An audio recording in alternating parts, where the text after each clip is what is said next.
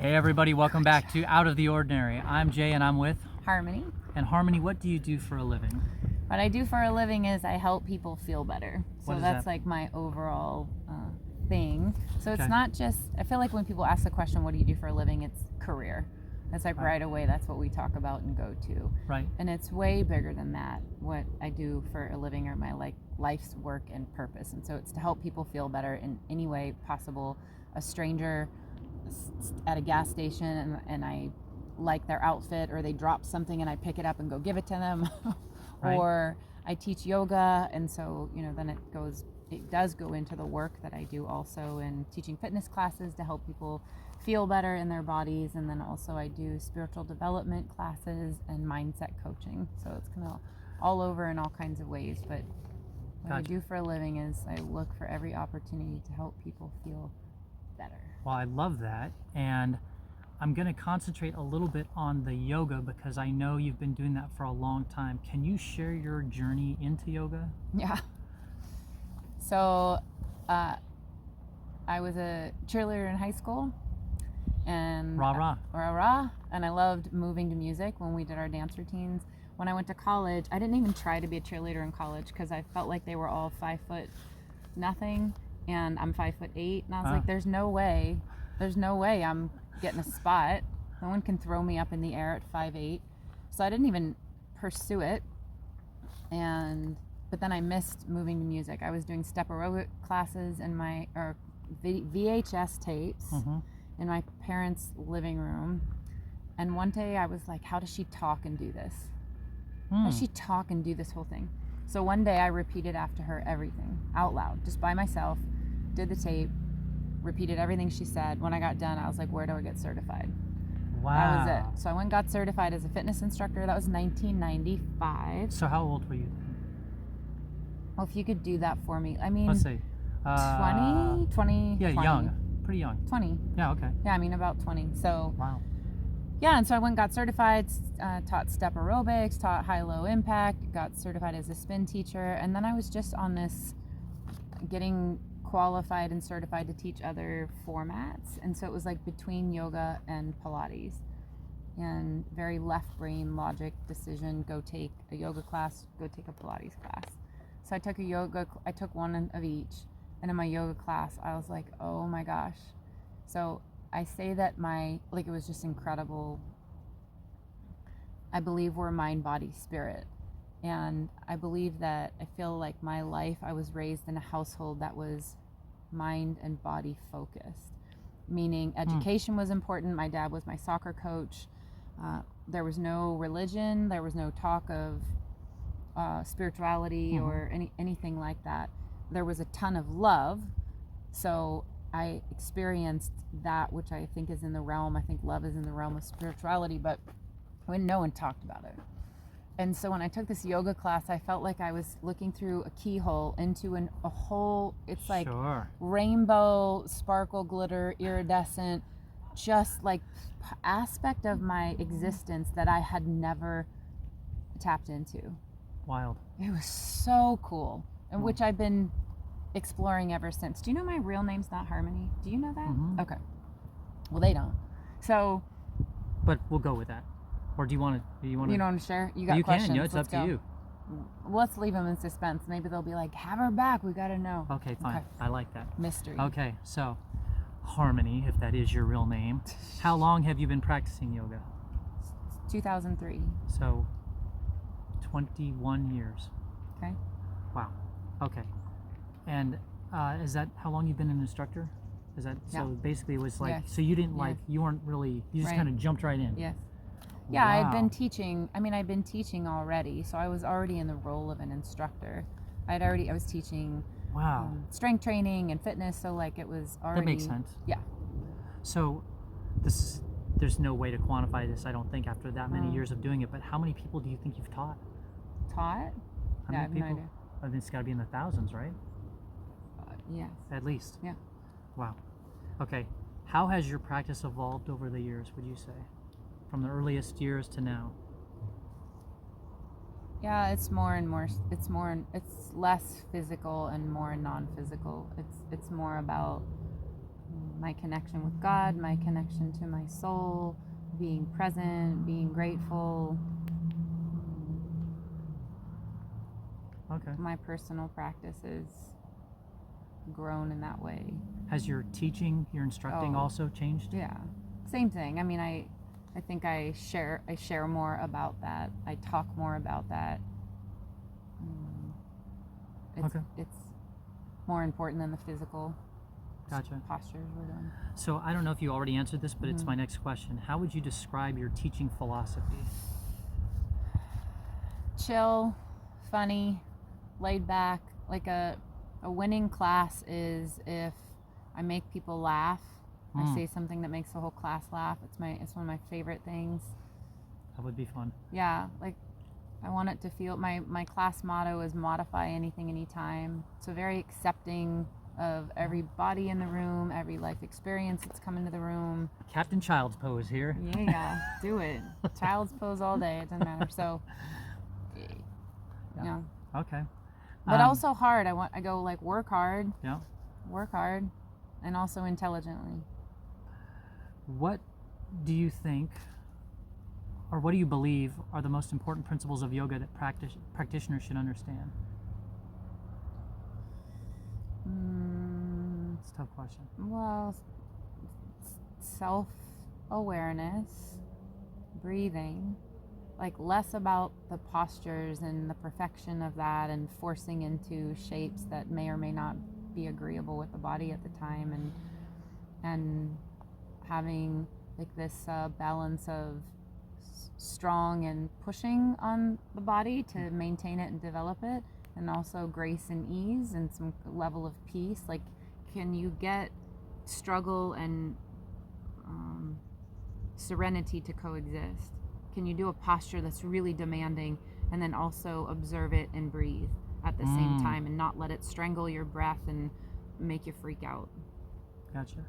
I remember one time I was in a yoga class and the instructor goes, we were doing a tree pose or whatever, and you switch from one to the other. Like, remember the other side could be a little different. The winds blow a little differently. And I'm over here. I'm in a Category 5 tornado right now. I'm about to fly this wall. Yeah. There was a problem that day. Anyway, okay. Yeah, it was fun. How do you tailor your classes to accommodate like different skill levels? Like, because some people, they're so, at least from my eye, they're like so flexible and can do every pose and so strong, and then there's me shaking. How do you accommodate that all in one class? Modify anything, anytime. So I say, like there are multiple guides in this room. I'm not the only one. I am one guide. Your inner, your the feedback your body's giving you moment by moment is another guide, and the wisest one in the room. And then there are students around you that can inspire you to either ramp up what you're doing or to dial back what you're doing.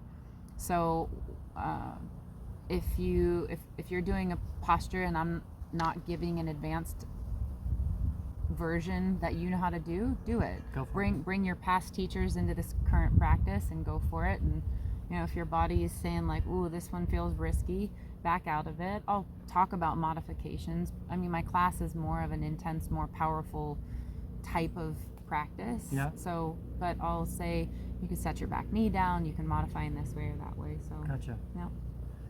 Okay. What are some challenges that you have faced as a yoga instructor, and how did you overcome them? Challenges that I faced as a yoga instructor?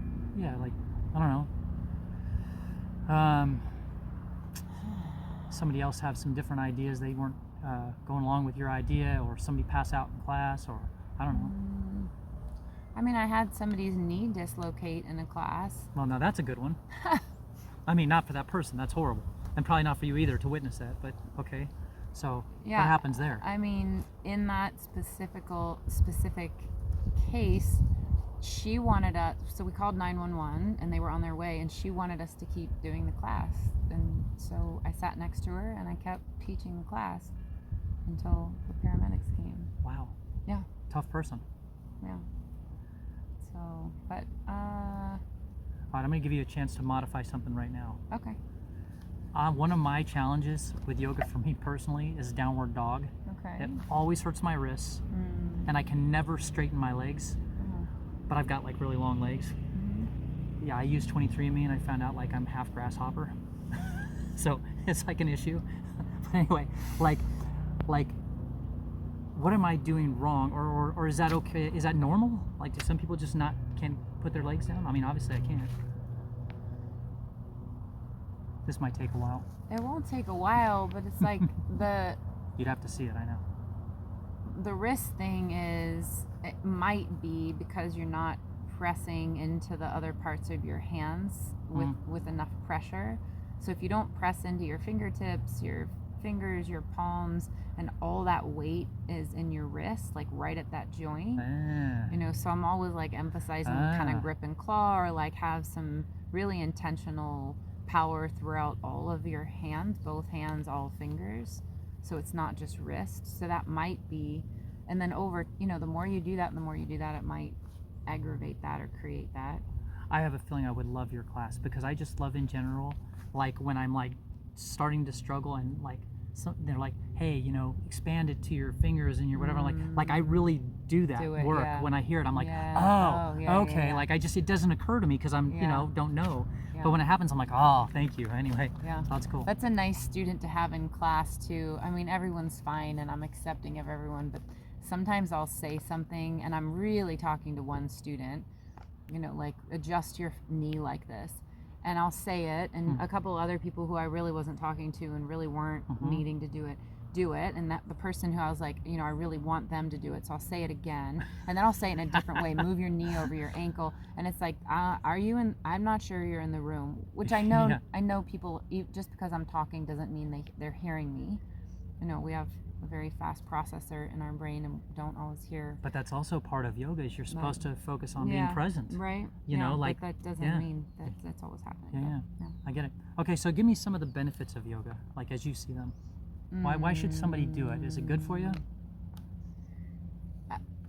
I think so. A metaphor that I like to use is, if you have a piece of glass and then you start putting mud on it and keep building that up and building that up,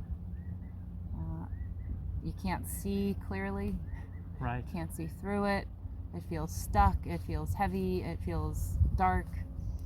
And so it's like our spirit is that glass, and our worries and fears and doubts and mismanagement of our time and our words and our thoughts creates this block, and yoga chips away at that.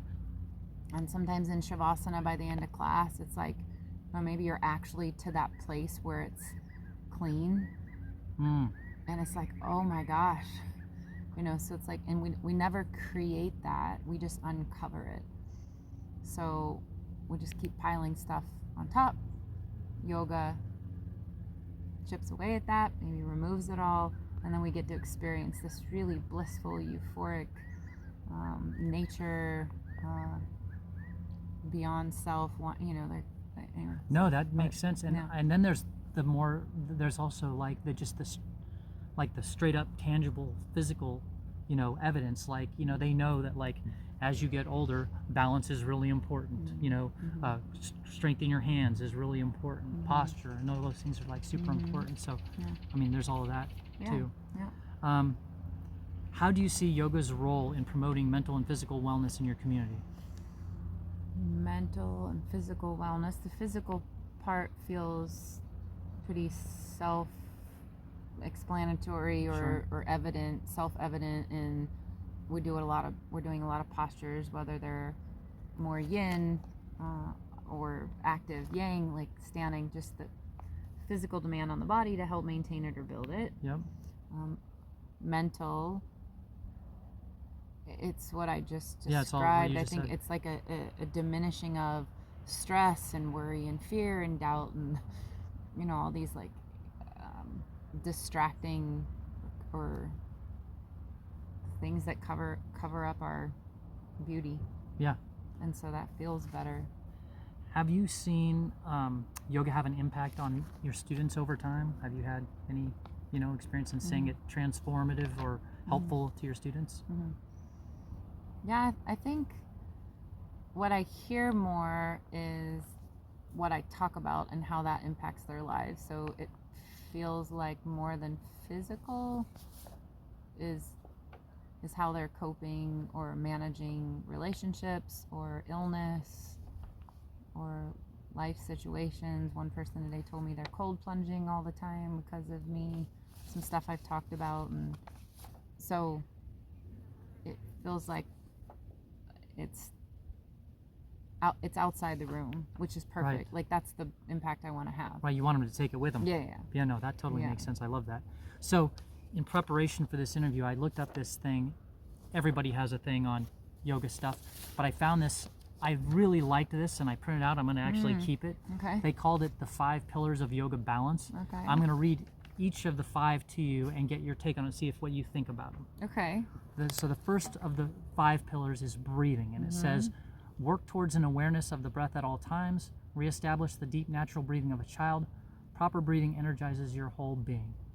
True or false? Yes. So you like that one? Yes. That's a good one. Yeah. Okay. Pillar number 2 is thinking. I don't know how babies breathe. Well, I don't know either. I mean, I assume it's like with lungs and... No, I'm just I kidding. haven't had one, but what did it say? Like the Proper natural breathing of a child. Deep. Do kids deep breathe? I don't know. Sometimes they spit up all weird, so I don't know what that is about. Okay. And that's more like me in yoga, so I'm actually practicing that part. Perfect. Nailing Okay. it. Okay. Okay. Thinking is the second one. It says declutter your mind. This will increase your sense of calm and clarity. Try to cultivate a positive attitude. I put in parentheses, I wrote in less multitasking. What do you think about that? Yeah, I think it's exactly what I just described. Okay, well then you should agree. I do agree. Okay, perfect. Okay, next one says, next pillar number 305 is exercise. Regularly practice asana. I don't know what that is. Asana. Asana. Postures. Oh, okay. Just means Asana. postures. Okay. And other forms of exercise with good intention and according to your age, state of health, and the needs of your body. Yes. Okay. That knee person could have worked on that one a little bit, I think. Yeah. Next one, 405, is nutrition. As much as possible, eat fresh, seasonal, nutritious food in moderation and at the appropriate times. Yes. Okay. 505. I'm not saying I do that one, but I agree with it. Okay. Yeah, that's tough to do. Yeah. I work on that. That's a ongoing practice. Yeah. But yes, I do. They open up nice restaurants all over the place. Yeah. Okay, last one, number 5, relaxation. Take time out to balance the activity in your life. Get adequate rest. Physical, mental, and energetic relaxation will restore and revitalize you. Yeah. That's good. So those 5 are worth keeping. Okay, good. Because I wasted ink and printed it already, so I'm glad to know. Okay. How have you seen the practice of yoga change over the years, both locally and globally? I don't practice globally. I feel pretty in a bubble, so I can't answer that. And even, well, locally, I feel like,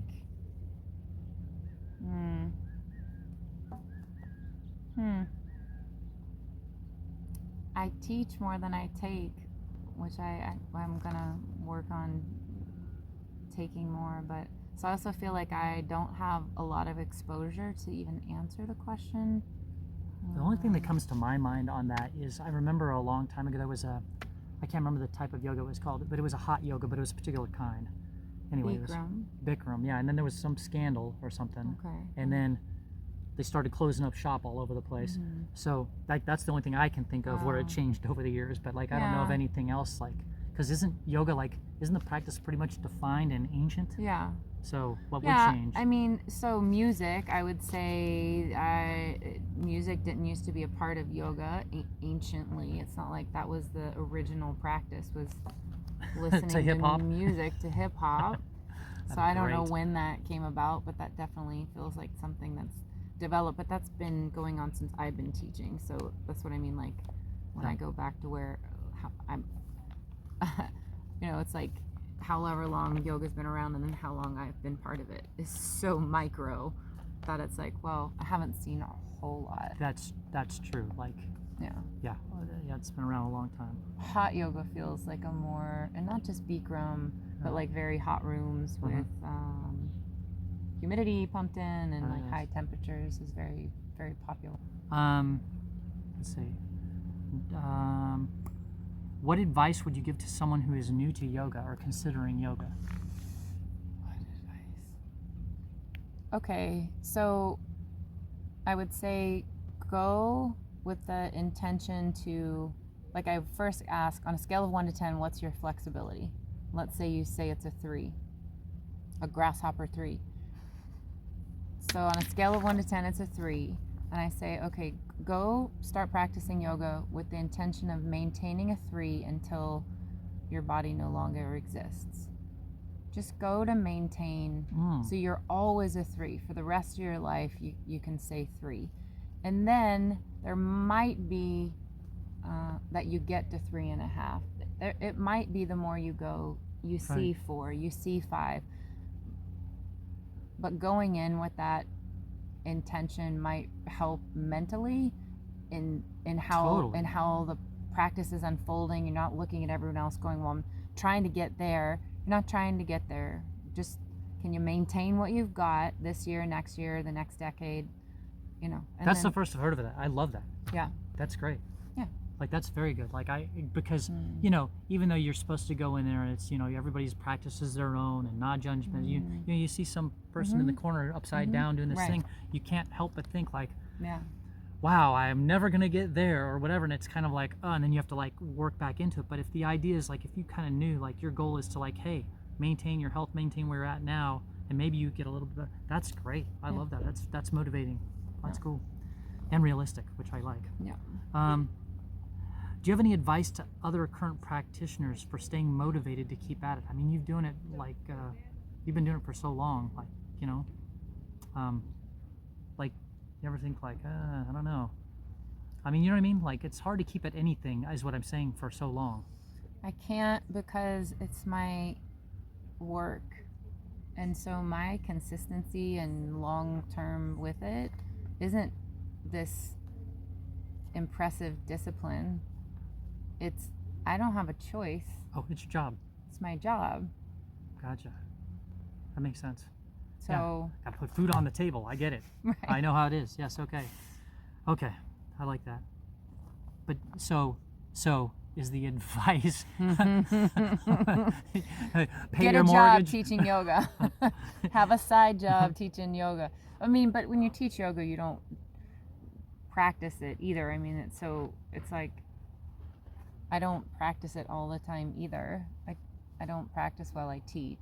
I do some poses or I demonstrate some things, and sometimes I'll practice a little bit. So that brings me to a question I've always wanted to ask. Because like I know the yoga instructors, you know, they are doing some stuff there. They're walking around the classroom, so they're getting lots of steps in. Yeah. But then often, you know, they're having to like illustrate a pose or this and that. Like, I'm thinking like, after you do a few classes of that, like a day or whatever, like, is it tiring? Like, it seems like it'd be hard work. It's tiring. It's simultaneously tiring and invigorating. It's like, what an incredible environment to be in. Music playing and that's true. People feeling better and relaxing, and we laugh. You know, it's like, so, and it's a harmony party. I get to help people feel better. Yeah. Right. So I mean, it's like, so yeah, it takes attention and effort, and so yeah, that but it also fills my soul. I got you. Yeah.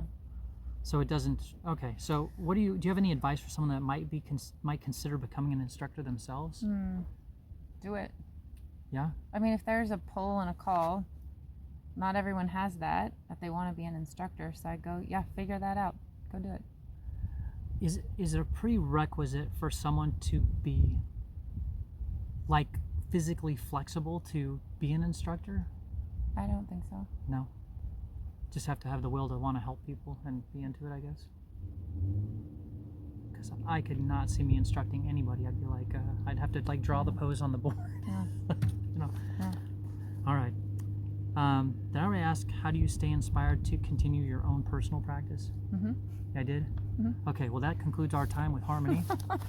Great segue to the end there. Thanks, Harmony. All right, you're welcome.